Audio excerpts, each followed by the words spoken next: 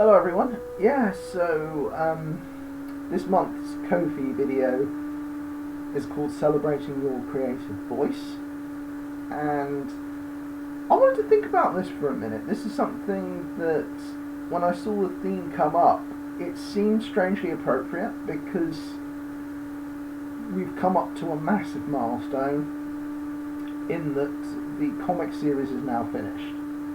Now, when I say the comic series is finished, does that mean the activities involving the comic are finished? No, we're still producing videos, we're still doing Fan Art Friday, we've still got this really cool animated trailer to come, so there's lots going on. But I think what was really important for me is a story that I'd been working on for so long that it's finally there, it's finally a complete story. People can order it now and read it from start to finish. I think that is phenomenal. So I wanted to take a minute, because I suppose when you talk about the creative voice, you have to kind of think about kind of where it comes from, what, helped shape it, if you like. And I think one reason why I was really lucky is that I come from a family that's got a lot of creative, interesting people in it, and my mum used to read stories to us. My dad would, we'd play audio stories before bed. I always had it when we rent games from the video library, I would always read the instruction manuals and I would write my own. And I think I honestly don't want to sound pretentious. I can't remember any point where I didn't want to write things, where I think there's always been that creative bug in me. There's always been that desire to produce things. And the story I always kind of tell is like when I watched a friend play Sonic, and there was something about the kind of colour of it and how different it was from the sort of things I'd seen before. And I think over time these things have kind of meshed into sort of different creative things, and then over time these characters developed. And it's really interesting because I remember reading this creative book, which I think is really good, called Writing Down the Bones by Natalie Goldberg, and she has this thing where effectively she says to these kids, well, don't write about video and stuff, be more kind of honest. And I think I had a period like that.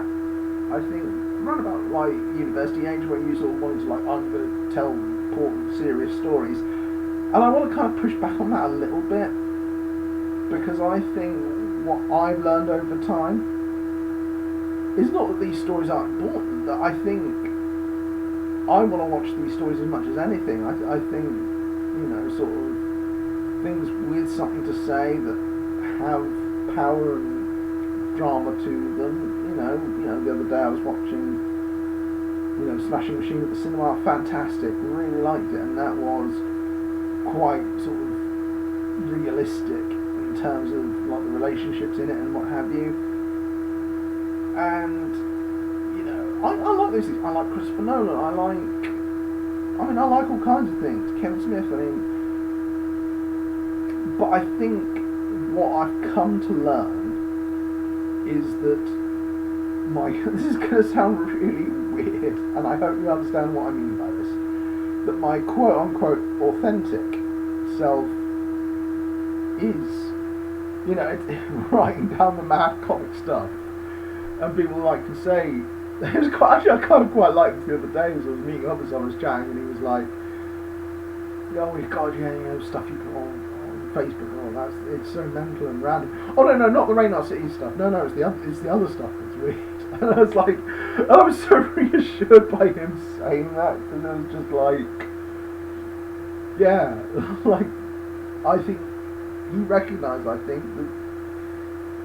this is what you believe in, and these are the stories I care about. And I think the thing that always did it for me, and I think what I've kind of developed over time, and I hope people recognise, is that these characters, yes, a lot of the stories are absurd, yes, a lot of it is a fantasy world, but it's a fantasy world that has stakes, that has weight to it, that has characters that go through things that I think people can relate to, and in a strange kind of a way, and again, a bit pretentious, but absurdity, I think, in many ways, kind of reflects the experience. I think pretty much anyone can feel this at any age, that where you are, like,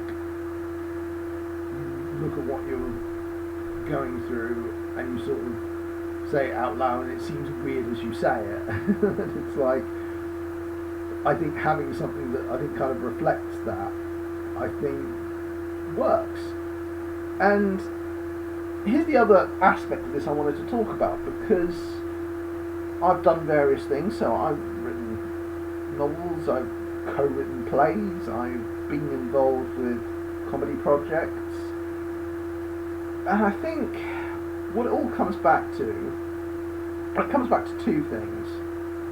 One is, for whatever reason, this has stuck.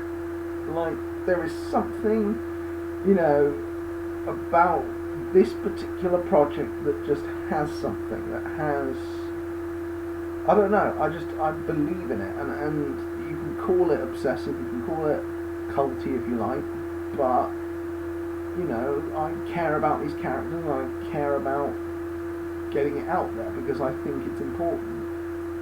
And I think as I say, it came to the point where I just realised that a lot of things that you sort of work on, and I think they've kind of fed into it, so I've been involved in other projects and people have come in from those projects, and that's fantastic. And I think that's the other side of this. So trying to do, say, stand-up or poetry or, writing stories. And I like them, and I like, sort of doing things to sort of scratch creative itches, if you like. But there is something I find about working with other people, whether it's artists, whether it's voice actors, whether it's musicians, local business, like whoever it is, and I think it's these communities, it is Norwich City networking, it is UEA Headlights or Intellectual Hooligans or the Arwas Writing Forum, and I think all of it has kind of come from that. So I think what I would say is I have a creative voice, but my creative voice has emerged because I've been able to work with an absolutely incredible range of creative talents. And like I say, going to Norcon, I mean, what has been absolutely amazing was, on the one hand, being able to talk to people you already knew and were friends with and social with, and that's always a joy. But also new people who I hadn't spoken to, who got to kind of get involved and get excited about something that they hadn't seen before. And I think that has value as well. And I think this is just it. I would say my creative voice is part of a community, and yes, this comic is my idea, but it's part of a bigger thing. So this is where I think, like I say, something like Ko-fi is so important, because it does give us a platform, it gives us something to talk about, it gives us, I mean, like I say, it's not just in terms of the money, although that's also massive, because it lets us do a lot. For example, I'm currently in the process of posting out crowdfunding rewards, which, it takes time, but, I love doing it, and when you see people receive it and get excited, it's just the nicest thing, because you're doing that for someone, and you're making their day, and I love it. I love it's like I say, getting fan art I'll never get tired of, likewise fanfic, etc. But also, like I say, that reaction, that sort of feeling that you've sent something out to someone and they appreciate you putting the effort in for them, and it's beautiful. And this is why, like I say, I want to talk about Ko-fi, and I just think, for the sake of a couple of quid, you you can be part of this. You can help us commission more artists. You can help us do more, because I do, like I said, the next phase of this, I want to do an animated series. I want to talk about, I think the best thing would be, I want to talk about this more once the animated trailer is done, because I think that's the best way that we have more of an idea of what we can do, how we can go forward, what we might need to bring in, because it's a next step. And like I say, the whole indie animation thing has taken a step up recently, and it would be great to kind of have something along those lines. But anyway, I've all realised that we've kind of pushed this about as far as we can,